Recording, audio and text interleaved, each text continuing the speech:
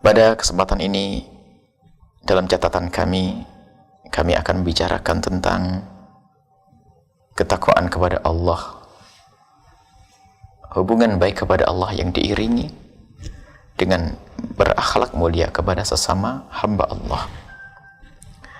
Siti Aisyah radhiyallahu taala anha, beliau berkata, qala li Rasulullah sallallahu alaihi wasallam, pernah Nabi Muhammad bersabda kepadaku, ya Aisyah, wahai Aisyah, alaiki bitaqwallah, hendaknya engkau menekuni takwa kepada Allah, kedekatanmu kepada Allah,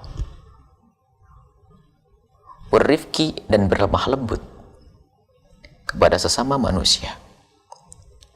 Fa inna rifqa, sebab sesungguhnya berlemah lembut dengan sesama manusia, sesama makhluk bahkan secara umum, lam yaku fi syai'in qattu illa zanah, tidak ada pada segala sesuatu kecuali akan memperindah.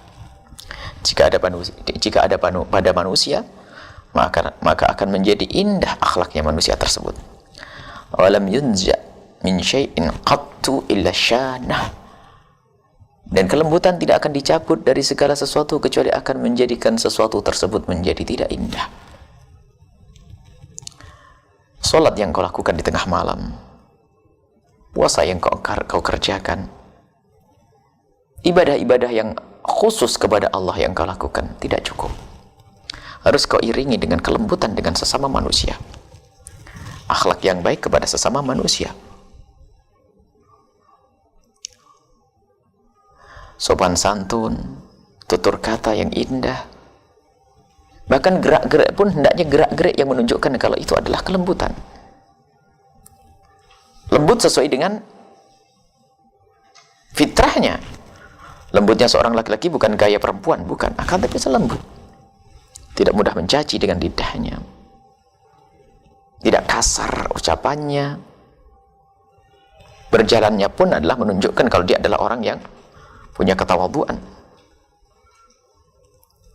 Dan ini dijajar dengan ketakwaan, ittaqillah, atau alaiki bitaqwallah, hendaknya kau bertakwa kepada Allah.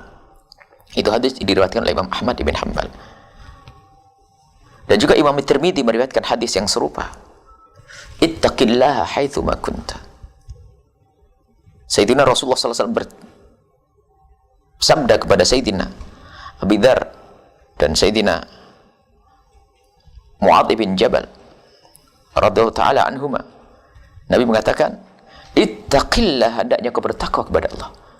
Kau bangun hubunganmu kepada Allah dengan memperbanyak salat di tengah malam, tarawihmu yang sudah tarawih di bulan Ramadan, puasamu. Akan tapi ternyata tidak cukup, istrimu, suamimu, ya, hendaknya kau perlakukan dengan baik. Wa khaliqin nasa bi khuluqin hasan, jika engkau berperilaku, berurusan dengan sesama manusia, hendaknya berperilaku yang baik. Dan di antara dua kalimat hadis itu ada wa'adbi sayyi'atal hasanata. Kalau kita pernah melakukan kesalahan kepada Allah Subhanahu wa taala, hendaknya kita tumpangi dengan kebaikan, semoga Allah bisa menghapus. Dan dibungkasi dengan hendaknya engkau berakhlak yang baik kepada sesama manusia. Orang sering lupa seolah-olah kebaikan itu hanya dengan Allah. Kalau ditanya tentang puasanya, Masya Allah jago puasa. Semalam suntuk di bulan Ramadan bisa menyelesaikan Al-Quran barangkali, karena dia penghafal Al-Quran. Akan tapi dia tidak sadar dengan lidahnya dia menyakiti tetangganya, menyakiti saudaranya, mungkin menyakiti suaminya atau menyakiti istrinya. Itu adalah ahli neraka yang melakukan puasa. Seorang wanita diadukan di hadapan Nabi, inna imra'atan taqumul laila wa tasumun nahar. Ada seorang wanita yang kerjaannya bangun malam dan berpuasa di siang hari. Ghairu anna laha syai'an tu'ti bihi jiranaha, akan tapi dia punya kebiasaan yang tidak baik. Wa fi riwayatin bilisaniha, kebiasaan itu apa? Kalau ngomong sama tetangga tidak kontrol, mungkin nyelekit, mungkin merendahkan dan sebagainya. Dijawab oleh Nabi, nyelekit ngomongnya, innaha min ahlin nar, dia adalah termasuk golongan ahli neraka. Maka dari itu mari di bulan Ramadan ini yang dikatakan Ramadan adalah bulan ketakwaan. Dalam firman Allah, kutiba alaikumus syiyamu kama kutiba alal ladzina min qablikum la'allakum tattaqun, agar kalian bertakwa. Takwa itu bagaimana? Baik kepada Allah dan baik kepada sesama manusia. Yang baik kepada Allah tidak baik kepada sesama manusia, tidak disebut sebagai ahli takwa. Ayo. Dan alangkah indahnya kalau kita menjalankan ibadah di bulan Ramadan dengan membangun keindahan di dalam rumah kita. Sholat tarawih bersama suami, berangkat bareng dengan candaria, diikuti dengan anak yang soleh-solehah. Di saat mau bekerja pun, subhanallah, seorang suami bekerja dilepas oleh seorang istri yang mencintainya, dengan menebar senyum, melambaikan tangan, mencium kening, dan seterusnya. Di saat pulang pun disambut oleh seorang istri yang solehah. Sang suami pun di saat hendak pulang ke rumah pun, yang ingin diberikan pertama kali ada senyuman dan keindahan. Inilah diperintahkan oleh Nabi SAW. Tidak cukup beribadah tapi sama istri cemberut. Ada apa? Aku mau ibadah, aku mau puasa, aku mau sholat. Tidak seperti itu. Nabi tidak mendidik semacam itu. Nabi adalah guru keindahan. Nabi adalah orang yang paling bertakwa. Inna akramakum indallahi atqakum. Yang paling mulia di hadapan Allah adalah yang paling bertakwa.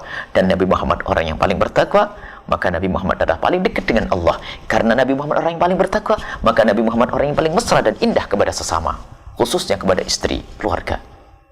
Mari, di bulan Ramadan ini, kita bedah diri kepada Allah, khusyuk, kepada manusia baik.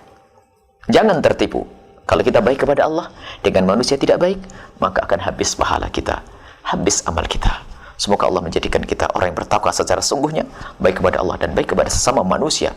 Wabillahi taufiq wal hidayah. Assalamualaikum warahmatullahi wabarakatuh. Setelah Anda menyaksikan video ini, jangan lupa berselawat kepada baginda Nabi Muhammad sallallahu alaihi wa alihi wa sahbihi wasallam.